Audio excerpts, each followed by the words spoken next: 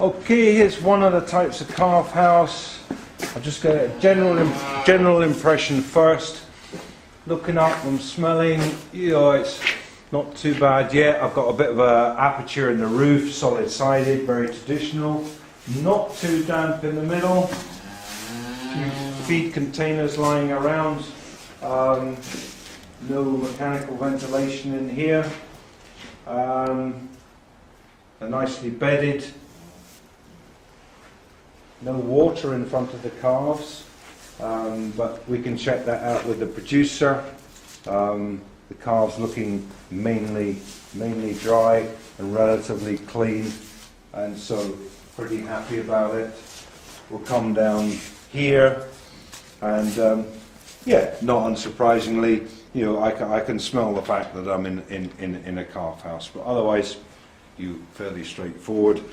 So I'm in here. These are obviously a series of individual pens on this farm. There are 3 different areas where we have calves, and we'll just go through them one at a time, and we'll then come on to making the diagram, on which you get a heck of a lot of information. Okay, so the diagram is a very simple and valuable way of capturing all the information. So I'm just going to call this calf house number 1. There are 3 different styles on this building, and we don't need to make it too difficult. The building is effectively a rectangle, and I've got myself 1, 2, 3, 4, 5, 6, 7. I've got a little bit of a passageway there.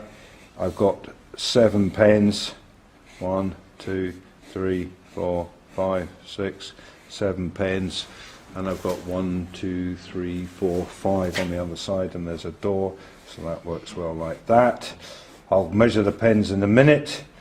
I've got a bit of a curve the way through because it's an old shipping, an old dairy unit, and here we've got straw, and here we've got some feed buckets, and the finer detail we'll be able to get out of the photographs.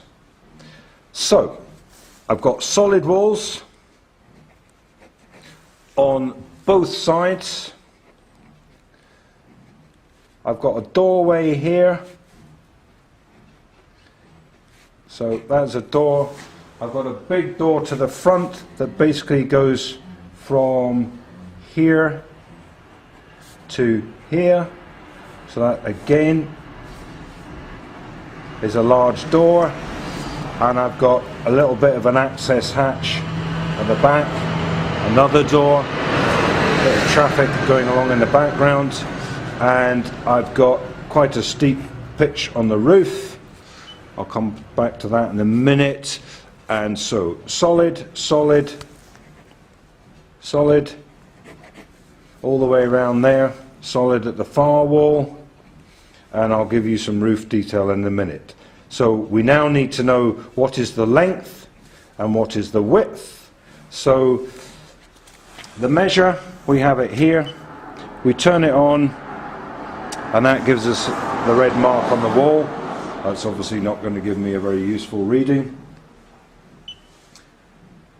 So I clear it by pressing the button at the bottom quite quickly. I'll press it 3 times.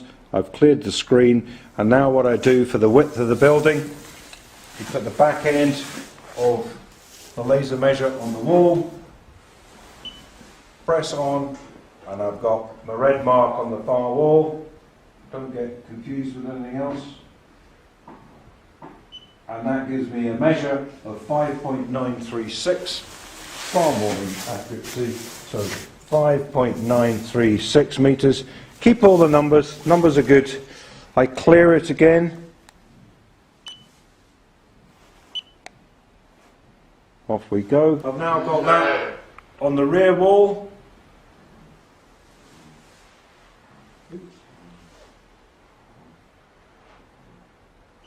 Press it again to give me a reading, which is 14.2. And I strongly suggest that what you do as well from time to time is you check the measurements that you have. Certainly the shorter ones using the tape measure, in passing, this is easier with a tape measure.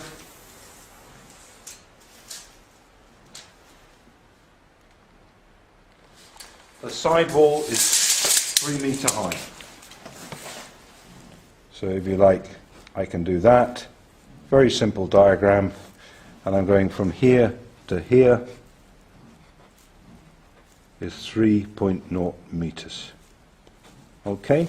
I've also got here, I've got a hole in the roof, which if we have a look up there, we're not going to go up and measure it, but again, what we do is we make an estimate. It's more than 2 inches. There's 2 inches. It's more than, so we'll maybe give that, it goes in and out, but the point is, number one, we have a hole in the roof.